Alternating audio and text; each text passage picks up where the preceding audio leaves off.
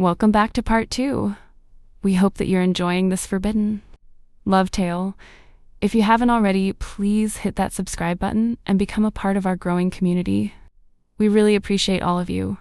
Now let's get into it. A year and a half later, Maya still remembered the exact moment she first saw Kang Min-Jae beneath the cherry blossoms. Sometimes she thought about it late at night while standing beside the massive windows of the penthouse they now practically shared. Sometimes she remembered it during executive meetings when her phone would quietly light up with handwritten note-level texts from him that somehow still made her blush. And sometimes she remembered it while lying against his chest after midnight, listening to the steady heartbeat of the man Seoul once feared, but who now slept with one arm wrapped protectively around her waist every night he stayed over. A year and a half, and somehow she loved him more every month. Not just because he was devastatingly handsome, though he absolutely still was. At 39 years old, Kang Min-Jae remained the kind of man people stared at instinctively when he entered rooms. Tall, broad-shouldered, powerful in a way that could never be hidden beneath tailored suits and quiet expressions. The green-eyed dragon still ruled Seoul's corporate world with terrifying precision. Boardrooms still feared him. Competitors still underestimated him at their own risk. But Maya knew the man beneath all of that now. The gentle giant who brought her tea when she worked too late. The man who quietly memorized her coffee order. The one who listened more than he spoke. The one who still visited the public gardens with her because he knew it calmed her mind after difficult weeks. The one who loved her so carefully it sometimes overwhelmed her. And Maya, God, Min-Jae still lost his breath looking at her, especially now. Especially after a year and a half of loving her. Success had only sharpened her confidence further. As head of HR operations, Maya had become one of the most respected international executives in Seoul's corporate world. Powerful CEOs now listened when she spoke. Entire workforce systems across Korea had improved under her leadership, and still, she remained warm, human, beautiful in that same breathtaking way that had first unraveled him beneath cherry blossoms. Tonight she stood in front of her bedroom mirror, adjusting gold earrings while soft evening light poured through the penthouse windows. A fitted deep emerald dress hugged her curves beautifully, flowing over generous hips and thick thighs before falling elegantly to her knees. Her curls framed her face in soft, dark waves, while rich brown skin glowed beneath the warm lighting. Min-Jae stood silently near the doorway watching her, completely distracted. Maya caught his reflection staring. You're doing it again. His green eyes lifted lazily. Doing what? Looking at me like you forgot your own name. That's because you're wearing that dress. Maya laughed softly. A year and a half later, and this man still spoke to her with dangerous honesty. She walked toward him slowly. And even in heels, the top of her head barely reached his chin. Ridiculous giant. Min-Jae's hands settled automatically at her waist the moment she reached him. Large hands, warm hands, home. You're suspiciously dressed up tonight, Maya murmured. His expression remained calm. Too calm. I'm taking you somewhere important. One eyebrow lifted immediately. That sounds secretive. It is. Min-Jae. A faint smile touched his mouth. You'll survive the mystery. Maya narrowed her eyes. I hate when you act mysterious. No, you don't. Unfortunately, he was correct. An hour later, the black Genesis SUV pulled quietly to a stop outside the public gardens. Maya blinked in surprise the moment she stepped out. The gardens. At night. Soft lanterns illuminated the pathways, while spring air carried the faint scent of rain and flowers through the breeze. Cherry blossom petals drifted beneath glowing lights like pale pink snow, and suddenly Maya's chest tightened, because she knew exactly where they were. This is where we met, she whispered softly. Min-Jae looked at her carefully. Yes. The garden was nearly empty this late in the evening. Only the distant sound of water flowing through koi ponds and soft wind through the trees surrounded them as they walked slowly along the familiar stone pathways. Maya's hand rested naturally in his larger one. Comfortable. Certain. Loved. They eventually reached the exact spot where she had first bumped into him while reading her pamphlet about cherry blossoms. The same trees stretched overhead now in full bloom. Beautiful. Timeless. Maya smiled softly, looking around. I can't believe you remembered the exact spot. I remember everything about that day. Something in his voice made her heartbeat slow. Different, more emotional. When she turned toward him fully, Min-Jae was already looking at her. And suddenly, the air shifted. Maya felt it instantly. Her breath caught softly. Because Kang Min-Jae, the composed, terrifyingly controlled man who never looked nervous about anything, looked nervous. Just slightly, but enough. And before she could process it, he stepped back. Then lowered himself onto one knee beneath the cherry blossoms. Maya gasped. Actually gasped. Her hands flew to her mouth instantly as emotion crashed into her chest so hard it almost hurt. Min-Jae looked up at her beneath drifting pink petals, his green eyes softer than she had ever seen them. And for the first time in years, the green-eyed dragon looked vulnerable. Because this mattered. She mattered. He reached slowly into his coat pocket and opened a small black velvet box. The diamond inside caught the lantern light like fire. Maya immediately burst into tears. Oh my God. A soft, emotional laugh escaped him. Then quietly, carefully, he spoke in Korean first. Maya Ellison. His deep voice nearly shook her apart emotionally. 당신은 내 인생에서 가장 아름다운 우연이었습니다. You were the most beautiful accident of my life. Tears streamed freely down Maya's cheeks. Min-Jae continued softly. 당신을 사랑하면서 처음으로 집이 무엇인지 알게 되었습니다. Loving you was the first time I understood what home truly feels like. Maya covered her mouth, crying harder. His eyes held hers completely. 나와 결혼해줄래요? Will you marry me? The world seemed to disappear around them. The trees, the city, the night air, everything. There was only him. Only this man who loved her with quiet steadiness and overwhelming devotion. Then Min-Jae spoke again in English, his voice deeper now with emotion. Maya, before you, my life was successful, but empty. Her heart shattered completely. You brought warmth into places inside me I thought would stay cold forever. His thumb brushed lightly across her trembling hand. You are the greatest thing that has ever happened to me. Maya was openly sobbing now, messily, beautifully. And Min-Jae looked at her like she was the most precious thing on earth. I love you, he whispered. More than my position. More than my name. More than anything. His voice cracked slightly. Just slightly. And somehow that destroyed her even more. Will you marry me?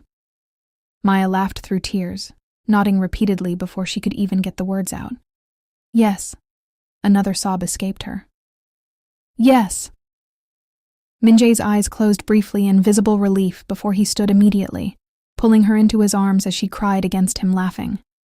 He kissed her deeply beneath the cherry blossom trees where they first met. Soft petals drifted around them. Lantern lights glowed warmly across the pathway, and somewhere high above Seoul's glittering skyline, the green-eyed dragon held the woman who had transformed his entire life while she whispered shakily against his lips. I love you so much. Later that night, Seoul glittered quietly beyond the penthouse windows, while soft rain tapped gently against the glass. The city looked almost unreal from this high above the skyline. Golden lights, blurred traffic below, the Han River shimmering beneath the dark sky. But neither Maya nor Min-Jae paid much attention to the view anymore. Not when they were wrapped around each other beneath ivory sheets with her engagement ring still sparkling against her hand every time she moved. Maya lay curled against Min-Jae's chest, wearing one of his black dress shirts unbuttoned loosely around her thighs. One of his arms rested heavily around her waist, while the other lazily traced circles along her bare shoulder. The room smelled faintly of rain, expensive cologne, and skin. Quiet, warm, home. Min-Jae pressed a slow kiss against the top of her curls while Maya admired the ring again for at least the 20th time in the last hour. "You're staring at it again," he murmured softly. "I'm engaged to a billionaire with green eyes. Let me live." A low laugh vibrated through his chest beneath her cheek. God, she loved that sound. Maya tilted her head back slightly to look at him. Even relaxed in bed, Kang Min-Jae looked intimidatingly beautiful. Dark hair slightly messy now, strong jaw softened beneath dim lighting. Broad, muscular chest exposed where the blankets rested low against his waist. And those green eyes, still capable of completely undoing her. "You know something?" she murmured. "What?" "You are one of the most controlled human beings I've ever met." Min-Jae raised one eyebrow slightly. "That sounds like criticism." "It's observation." Maya shifted slightly, resting her chin against his chest now. "You're always disciplined, always composed, always thinking 10 steps ahead. That's how I survived corporate warfare." She smiled faintly. "Exactly." Her fingers traced lightly across his chest. "So has there ever been a moment in your life where you just—" She searched for the words. "Threw caution completely to the wind?" Min-Jae went quiet for a moment, actually thinking about it. Maya watched him curiously. Then unexpectedly, he exhaled softly through his nose.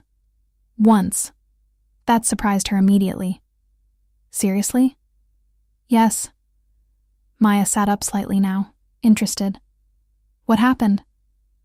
For a second, Min-Jae simply stared up toward the ceiling thoughtfully, and when he spoke again, his voice carried an unusual softness. "It was around 12 or 13 years ago." Maya listened quietly. "My father had just died." The warmth in the room dimmed slightly. Min-Jae rarely discussed that time in his life. "I had withdrawn from architecture school only a few weeks earlier," he continued quietly. "Everything in my life changed very quickly."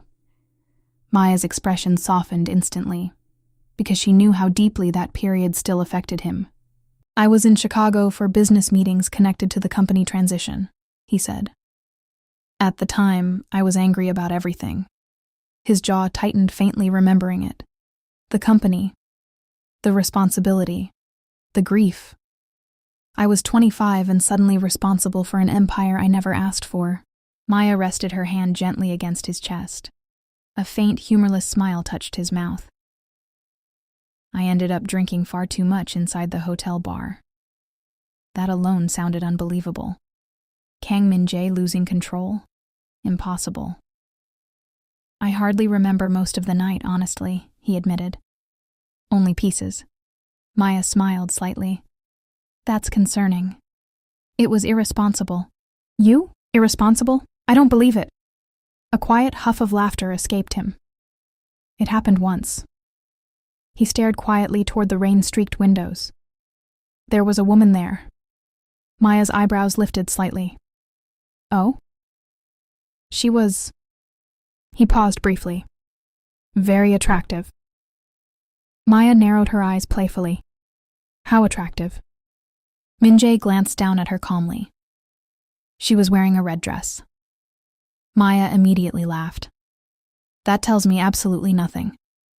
"It tells you enough." "No, it doesn't." A faint smile touched his mouth again before he continued. "She had golden brown skin, long blonde hair, braids, I think, light brown eyes." Something in Maya's expression shifted slightly at that description, but Min-Jae didn't notice. "She seemed—" He searched briefly. "Strong." "Strong?" "She carried herself like someone who fought for everything she had." Maya blinked once. Something strange flickered in her chest now. But she stayed quiet. "We kept drinking," Min-Jae continued. "Talking. I don't even remember what about anymore." His eyes darkened slightly with memory. I only remember she made me laugh for the first time after my father died. That sentence landed heavier than he intended. Maya's expression softened deeply. And then? Min-Jae looked mildly resigned now. And then we ended up in my hotel suite. Maya stared at him dramatically. You had a one-night stand. I did. I'm honestly shocked. So was I. That made her laugh softly. It's still the most reckless thing I've ever done. What happened afterward? Min-Jae's expression turned thoughtful again. The next morning I woke up and she was gone. Gone? She left while I was in the shower. Maya frowned slightly. You never saw her again? No. You didn't know her name? His eyes shifted briefly. I honestly barely remember if she told me. Maya stared at him in disbelief. That's insane. I told you it was irresponsible. He looked genuinely annoyed with himself even all these years later. I spent years building discipline after that period of my life, he admitted quietly. Control became necessary. Maya studied him carefully now. You were grieving. Yes. You were overwhelmed. Yes. You were human. Something in Min-Jae's face softened at that, because Maya always did that. Always found compassion inside the parts of him he judged hardest. She leaned down slowly and kissed him softly. You know what's funny? She whispered against his lips. What? You being reckless once somehow makes you even more attractive. That startled a genuine laugh out of him. Maya. I'm serious. He shook his head slightly while pulling her closer against him again. And neither noticed the cruel irony quietly sitting between them in the darkness. Because somewhere in Chicago, Denise Carter still carried the memory of that same night like a secret buried alive. Just after midnight in Seoul, the city shimmered quietly beyond the penthouse windows in endless ribbons of gold and white light. Rain tapped softly against the glass. The Han River reflected the skyline like liquid silver beneath the dark sky. And standing barefoot in the middle of the bedroom, Maya Ellison looked happier than she had in months, maybe years. She stared at the diamond ring on her finger again and laughed softly under her breath. Still unbelievable. Kang Min-Jae had asked her to marry him. Her. The memory replayed instantly, his deep voice rough with emotion, the way his composure cracked just slightly when he asked, the rare vulnerability in his green eyes that almost broke her all over again. Maya pressed her hand against her mouth, smiling helplessly. Oh my God. She needed to call Denise immediately. Right now. It would only be around 10 in the morning in Chicago. Denise would probably be at one of her shops yelling at mechanics and threatening customers who tried to flirt with her. The thought made Maya grin. Wearing a lavender silk robe falling just above her knees, she grabbed her phone from the nightstand and walked toward the windows overlooking Seoul. The engagement ring sparkled violently beneath the city lights. Her stomach fluttered again. Then she hit Denise's contact. The phone rang twice. On the other side of the world, inside one of her Chicago mechanic shops, Denise Carter sat inside her office surrounded by paperwork, invoices, and the distant sounds of air compressors and clanging tools echoing through the garage bays outside. A half-finished coffee sat beside her laptop. Her short pixie hairstyle was flawless while she reviewed inventory numbers with a deep frown. Then Maya's name flashed across her phone screen. Normally, Denise would have answered with immediate attitude. But today, her stomach dropped the second she saw Maya calling, because she had barely slept, since Maya told her about Min-Jae over a year and a half ago, because deep down, she already knew. Denise answered quickly. Maya. The happiness instantly faded from Maya's face. Something was wrong. Denise sounded tense, too tense. No laughter, no teasing, no energy, just strain. Maya frowned slightly while leaning against the window. Okay, why do you sound like somebody died? She asked lightly. Silence answered her. Then Denise exhaled shakily. Maya, I need you to listen to me before you say anything. Okay. Outside Denise's office, a mechanic shouted something across the garage floor, followed by loud metallic banging. But inside the office itself, everything suddenly felt unbearably quiet. Maya, Denise said softly. I think I know Min-Jae. Maya blinked. What? I mean before you met him. The air left Maya's lungs slowly. Her smile vanished completely now. What are you talking about? Denise swallowed hard. You remember when you first described him to me? The green eyes, Korean, tall as hell, quiet, expensive looking, serious all the time. And suddenly, without warning, Maya's mind flashed backward to the night before. Min-Jae beside her beneath ivory sheets, his low voice against her skin. There was one time I threw caution away, a hotel bar in Chicago. I barely remember much, just that she was attractive. She wore a red dress. Maya's fingers tightened around the phone. No. Denise. Years ago, after one of the worst negotiations of my life, I ended up at this luxury hotel bar downtown. Denise continued quietly. I was exhausted, angry, burnt out. Maya's heartbeat started pounding harder. He was already there drinking when I sat down near him. Her chest tightened painfully. He had green eyes, Maya. Maya closed her eyes immediately. True green. Not hazel, not gray-green. Green. Min-Jae's exact words crashed violently through her memory. My father had just died. I had withdrawn from architecture school. I was drunk. Denise's voice cracked slightly now. I didn't think much about it at first when you told me about him, but then you kept describing him and... She paused shakily. Denise cut in. What did you have on? I wore a red dress that night. Maya felt her stomach drop. Hard. The penthouse suddenly felt suffocating. Too warm, too small. We talked for hours, Denise whispered. Or maybe it only felt like hours. I don't know. He barely spoke about himself, but I remember thinking he looked completely devastated. Maya pressed her free hand against her chest, trying to breathe, trying to think. And then one thing led to another, and we ended up in his hotel suite. Silence. Heavy silence. I left the next morning before he came out of the shower, Denise admitted softly. I panicked, didn't leave my number. He never even knew my name. At least I don't think he knew my name. Maya stared blankly out at Seoul's skyline while everything inside her began unraveling.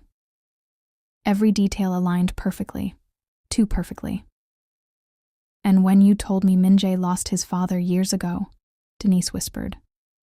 Maya, I'm almost positive your Min-Jae is the man I slept with. The words hit like a physical blow. Maya felt dizzy, because suddenly all she could hear was Min-Jae's voice from the night before. She wore a red dress. Her pulse thundered painfully in her ears. Denise spoke again, softer now. Maya, say something. But Maya couldn't, because suddenly every memory felt unstable. Every emotion felt tangled together so violently she couldn't separate them anymore. Min-Jae holding her face hours earlier. Min-Jae asking her to marry him, Denise laughing with her for years, and underneath all of it, that story, that woman, that red dress. Maya? Finally Maya spoke, her voice barely above a whisper. I have to go. Maya, wait. The call disconnected instantly. Inside her Chicago office, Denise stared at her phone in horror. Meanwhile, thousands of miles away in Seoul, Maya stood motionless near the penthouse windows while rain slid slowly down the glass. The engagement ring trembled faintly on her hand beneath the city lights. And for the first time since Min-Jae proposed, she felt something inside her breaking apart. The moment the call disconnected, Denise sat frozen in her office chair. The soft hum of fluorescent lights filled the mechanic shop office while downtown Chicago traffic moved faintly beyond the windows. But all Denise could hear was silence. Heavy. Wrong. Terrifying silence. Her phone remained clutched tightly in her hand while Maya's last words repeated over and over in her head. I have to go. Then the click. No goodbye, no questions, no yelling. And somehow that scared Denise more than anything else could have. Because Maya always spoke when she was hurt. Always. Denise leaned forward slowly, pressing both palms against her forehead as panic finally began settling into her chest. Oh, God. Her breathing started shaking. She grabbed her phone again almost instantly and dialed the one person she knew would understand exactly how dangerous this situation could become. Her Aunt Deborah, the woman who had practically raised both her and Maya. The phone rang twice before a warm, familiar voice answered. Denise? The sound of her aunt's voice almost broke her immediately. Deborah Ellison had been the steady center of their family for as long as Denise could remember. At 64 years old, she carried herself with the kind of calm authority that never truly disappeared after decades as a respected high school principal on Chicago's West Side. Even retired, Deborah still possessed that same commanding presence that once silenced entire auditoriums full of teenagers with a single look. Tall, elegant. Dark brown skin softened slightly with age. Silver beginning to thread through the thick, natural curls she now wore pinned neatly away from her face. Reading glasses usually resting low on her nose. Cardigans in every possible shade. And the kind of voice that could comfort you and straighten your life out simultaneously. She and her husband James now lived in a quiet brick home in Oak Park surrounded by rose bushes Deborah maintained almost religiously.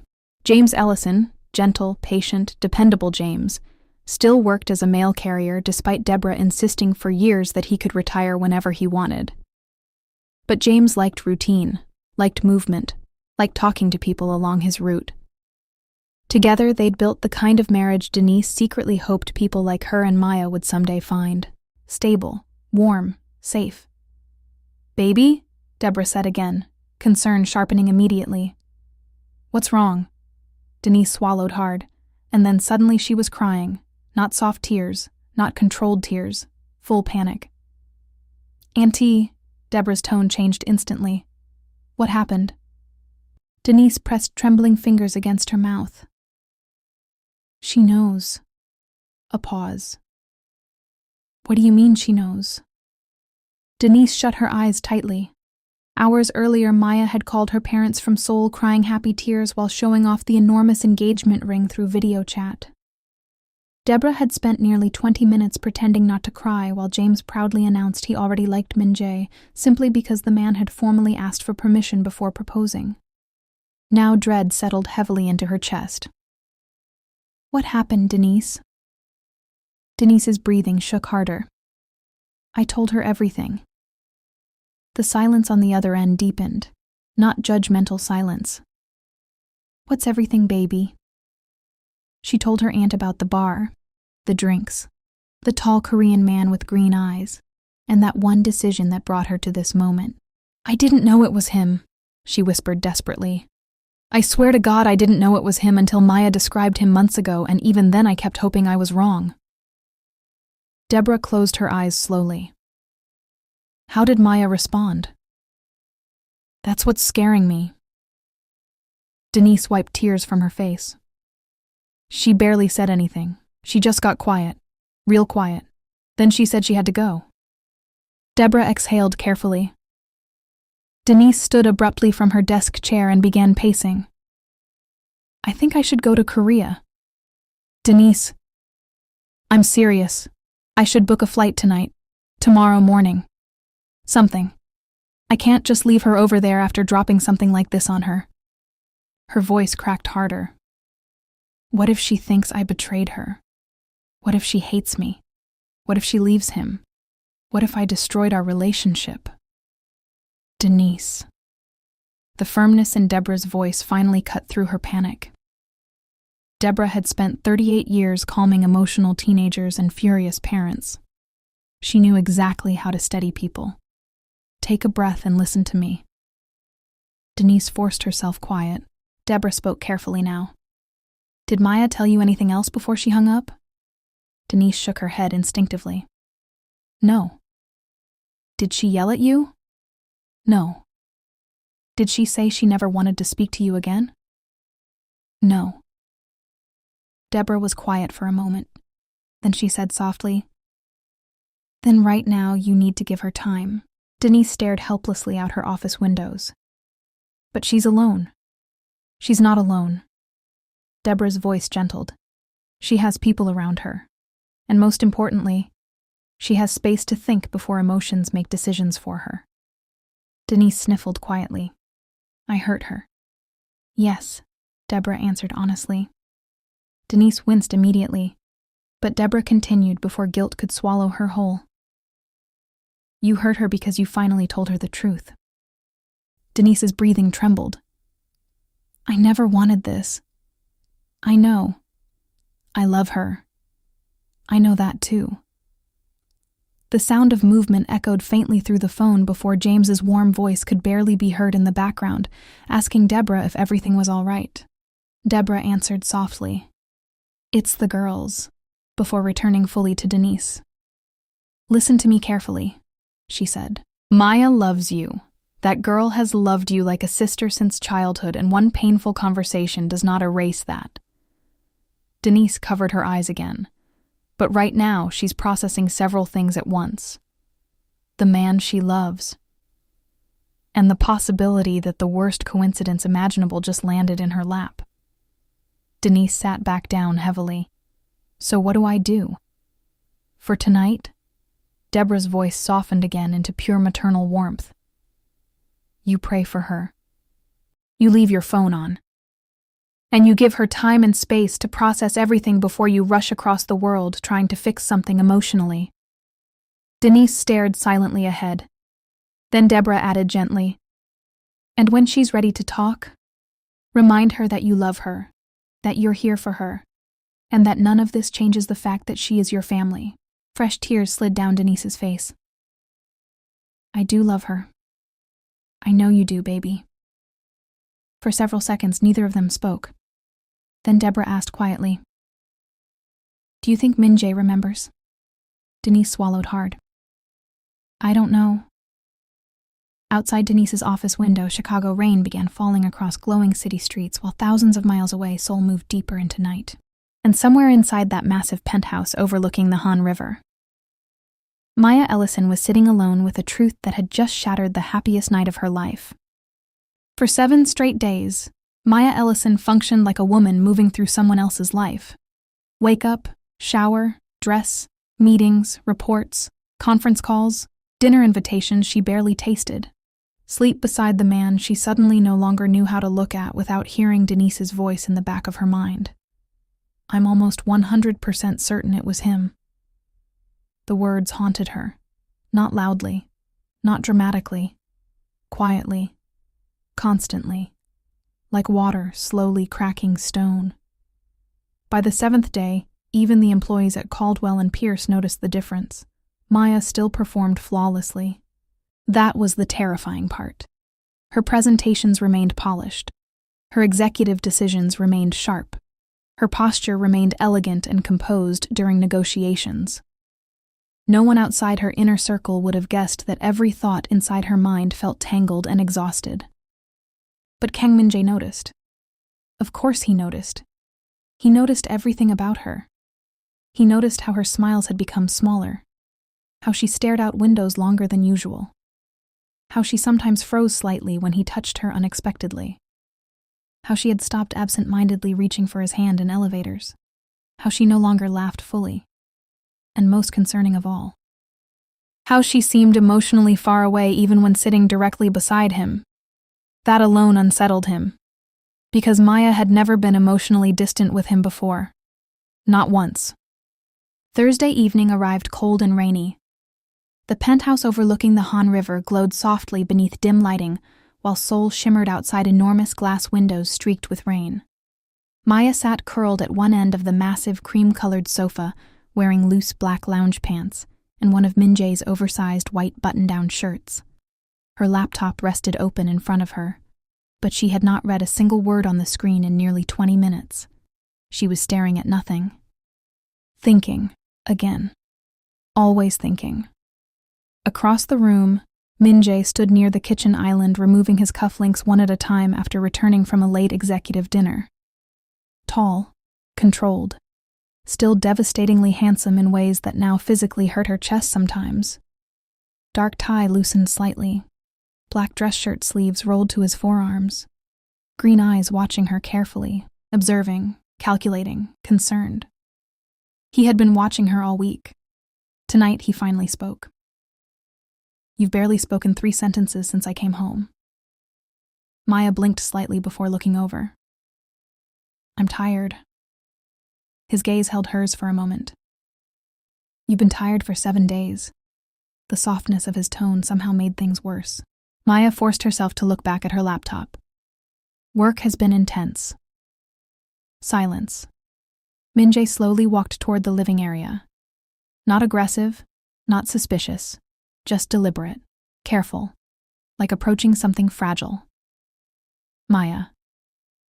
Her chest tightened instantly hearing her name in that voice. Quiet, deep, concerned. He stopped beside the sofa.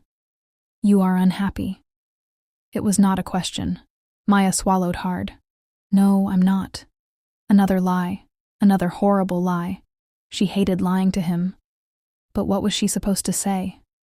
"My cousin thinks she slept with you over a decade ago, and now I can't stop imagining it every time I look at you." The thought alone made her stomach twist violently. Min-Jae studied her face for several long seconds. His instincts screamed that something was wrong. Not work, not stress. Something emotional. Something personal. But he also knew Maya well enough to understand when pushing would only make her retreat further. So instead of cornering her, he sat beside her quietly, close enough for warmth, far enough not to overwhelm her. Rain tapped softly against the windows. The city glowed beneath them, and the silence between them suddenly felt enormous. Maya kept staring at the laptop screen even though she could physically feel him beside her. Steady, patient, waiting. Finally, Min-Jae spoke again. "When my executives lie to me, they avoid eye contact exactly the way you are right now." Despite everything, the corner of Maya's mouth twitched slightly. Min-Jae noticed immediately. A tiny victory, but it vanished almost as quickly as it appeared. "I'm not lying," she murmured weakly. His eyebrow lifted slightly. "You are many things, Maya Ellison." His voice softened further. "But a convincing liar is not one of them." Her throat tightened painfully, because that was the problem. He knew her too well, and she knew him too deeply. Or at least, she thought she did. Maya finally closed the laptop, slowly, carefully, as if buying herself time. She leaned back against the sofa cushions and stared toward the rain-covered skyline instead of him. Inside her mind, the battle had become exhausting. If she told him, everything could explode. Maybe Denise was wrong. Maybe it wasn't him. Maybe she would destroy their relationship over a drunken memory from 12 years ago. But if Denise was right, then what? Would that change everything? Would it change nothing? Would Maya resent him for something that happened long before they met? Would she resent Denise for telling her? Would she resent herself for even caring? The worst part was that Min-Jae had done nothing wrong. Not truly. He had been single, young, grieving his father, lost. And Denise had been single too. Neither of them even knew each other beyond one night. Yet somehow the knowledge felt intimate in a way Maya could not explain, because now every memory had become poisoned by questions. Had he ever looked at Denise and remembered? Had Denise recognized him immediately when Maya first described him? Had fate truly been cruel enough to tie all of them together like this? "Maya!" His voice pulled her from her thoughts again. Gentle this time. Careful. She looked at him finally, and the concern in his eyes nearly broke her. Min-Jae reached over slowly and brushed his thumb lightly against her jaw. "You do not have to tell me tonight," he said quietly. Her heart stopped, because somehow, He already knew there was something she was hiding. But whatever is hurting you, he continued softly, you are not carrying it alone. The kindness in his voice made guilt slam into her chest so hard it almost hurt. Maya looked away immediately because tears suddenly threatened her eyes. And Min-Jae noticed that too. His expression darkened slightly with worry.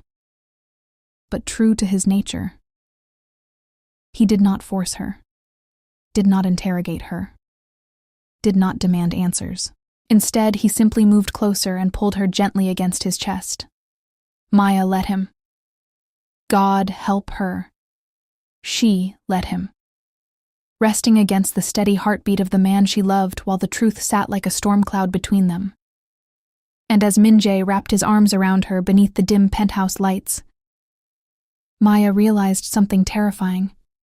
The longer she waited to tell him, the more devastating the truth would become. The rain continued falling against the penthouse windows long after the city below had begun to quiet. Min-Jae's arms remained wrapped around Maya while she sat against his chest in silence. Warm, protected, miserable. Because every second he held her with that kind of tenderness made the guilt worse. Her breathing had changed several times, like she wanted to speak. Stopped herself. Tried again. Stopped again. Min-Jae noticed every single time. He rested his chin lightly against the top of her head, his hand moving slowly along her back in steady circles. Patient. Waiting. Finally, Maya whispered softly against his chest. There's something I need to tell you. The movement of his hand paused only briefly before continuing again. All right. No anger. No tension, just calm attention. Somehow that made it harder. Maya slowly pulled away from him enough to look at his face. Those striking green eyes held hers immediately, focused entirely on her. Her throat tightened. I need you to let me finish before you say anything. Min-Jae's expression shifted slightly, concern deepening. But he nodded once. I will. Maya clasped her hands tightly together in her lap because suddenly they were shaking. For several long seconds she could not get the words out. Then finally, Min-Jae stayed still, listening carefully. The other night when you told me about that one time you was reckless and irresponsible. Yes, Min-Jae said. And the woman with the red dress. That following day I called Denise to tell her about our engagement and she... Maya swallowed hard. She told me something she remembered after I described you to her over a year ago. A small crease formed between his brows. Maya forced herself to continue before fear stopped her again. She thinks... Her voice cracked slightly. No, she's almost certain that she had that one-night stand with you in Chicago. Silence. Complete silence. Even the rain suddenly sounded distant. Min-Jae's expression did not immediately change. At first it was simply confusion, then thought, then realization beginning to move slowly behind his eyes. Maya watched it happen in real time, and her heart shattered a little more with every second. She said it happened after one of the hardest weeks of her life. Maya continued quietly. She went to a hotel bar downtown after closing a business deal. She met a Korean man with green eyes. Min-Jae stared at her now, completely still. Maya's voice became smaller. She said he was grieving his father. That did it. The moment the words left her mouth, she saw recognition hit him. Not full memory, but enough to confirm it. Min-Jae leaned back slightly against the sofa cushions like the realization physically stunned him. One hand slowly moved over his mouth. His eyes dropped toward the floor. And Maya felt her chest cave inward. Because now she knew. Denise had been right. Oh my God, she whispered. Min-Jae shut his eyes briefly. Not hiding, not denying, remembering. Fragments, alcohol, Chicago lights, a red dress, blonde braids, laughter, a hotel room, a woman leaving before morning. When he opened his eyes again, The weight inside them looked devastating. It was her. The quiet honesty of it nearly broke Maya apart. Tears instantly filled her eyes. Min-Jae looked at her immediately after saying it, as though realizing too late how brutal the confirmation sounded aloud. Maya. She was right, Maya whispered shakily. Yes. The truth sat between them now, raw, unavoidable. Maya stood abruptly from the sofa because suddenly she couldn't breathe sitting there anymore. She wrapped her arms around herself tightly while pacing toward the massive windows overlooking Seoul. Her reflection looked wrecked in the glass. Min-Jae remained seated for several seconds, watching her carefully. Not defensive, not angry, only deeply concerned about her. Maya. She shook her head quickly. I know it happened before me, she said emotionally. I know you didn't do anything wrong. I know technically Denise didn't either, but... Her voice broke. But it feels horrible anyway. Min-Jae stood slowly. She turned toward him then, tears finally spilling over. I hate that this is affecting me like this. Maya, I hate that every time I look at both of you now, my brain immediately thinks about it. His face tightened painfully, hearing the hurt in her voice. And I know it shouldn't matter because we didn't even know each other then, but it does matter to me. Tears slid down her cheeks rapidly now, and I don't know why. Min-Jae crossed the room carefully, slowly, like approaching an injured animal. Maya, he said softly. Look at me. She did. His expression nearly undid her completely. No frustration, no irritation, only concern. Regret, and love so visible it hurt. That night meant nothing to me beyond grief and alcohol and being lost, he said quietly. I barely even remembered it until now. Maya looked down immediately. But now you will remember. The words came out shattered. And every time you see Denise, I will see your cousin. His answer came instantly, firmly. Maya looked back up. Min-Jae stepped closer. I love you. Her face crumpled harder. I know. No, he said more intensely now. I need you to understand something clearly. He moved directly in front of her. Those green eyes locked onto hers with devastating seriousness. You are not competing with a memory. Fresh tears slid down her face. That woman from 12 years ago is not connected to what exists between us now. His hand lifted carefully to her face. Maya, you are the love of my life. The sincerity in his voice nearly destroyed her remaining composure. But the fear inside her still remained, quietly, terribly. She whispered the question before she could stop herself.